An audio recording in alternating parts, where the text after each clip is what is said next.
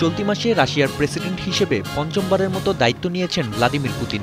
ধারণা করা হচ্ছিল দায়িত্ব গ্রহণের পরই ইউক্রেনের ওপর নতুন উদ্যমে হামলা চালাবে রুশ বাহিনী। ধারণাকে সত্যি প্রমাণ করে সমরাঙ্গনে কিয়েভের সেনাদের নাস্তানাবুদ করছে মস্কোর যোদ্ধারা। তবে একই সঙ্গে ঝড় উঠেছে দেশটির সেনাবাহিনীতে।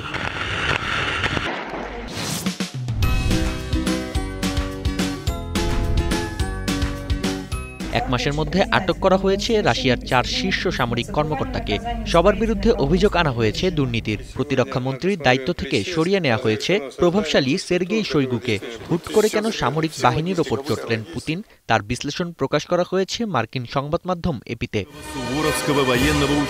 রুশ সামরিক বাহিনীতে দুর্নীতির অভিযোগ নতুন নয়। দেশটির উচ্চপদস্থ কর্মকর্তাদের কাছে বিশ্বস্ততা প্রমাণের উপায় ঘুষ আদান প্রদান।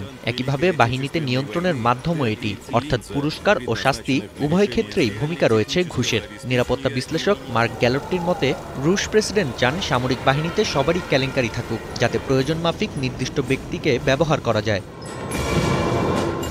তাহলে হঠাৎ করেই কেন উচ্চপদস্থ সেনা কর্মকর্তাদের ওপর চটলেন পুতিন? এর উত্তর লুকিয়ে আছে দেশটির প্রতিরক্ষামন্ত্রী রদবদলের ঘটনায়। নতুন প্রতিরক্ষামন্ত্রী আন্দ্রেই বেলুসভ মূলত একজন অর্থনীতিবিদ। দেশটির বর্তমান সামরিক বাজেট জিডিপির 6.7%। স্নায়ুযুদ্ধের সময়েও এত বেশি অর্থ ব্যয় দেখা যায়নি। তবে এর মাধ্যমে লাভবান হচ্ছে দেশের অর্থনীতি। পুতিন চান দেশের অর্থনীতির জন্য যুদ্ধ চালিয়ে যেতে, তবে একই সঙ্গে প্রয়োজনের অতিরিক্ত দুর্নীতি ও ব্যয় নিয়ন্ত্রণে রাখতে চান তিনি। এজন্য রদবদল করা হয়েছে প্রতিরক্ষা মন্ত্রণালয়ে।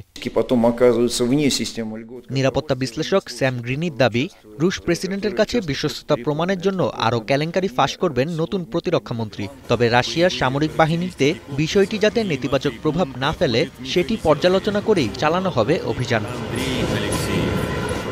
নাফি আরমান মনন, এখন বিশ্ব।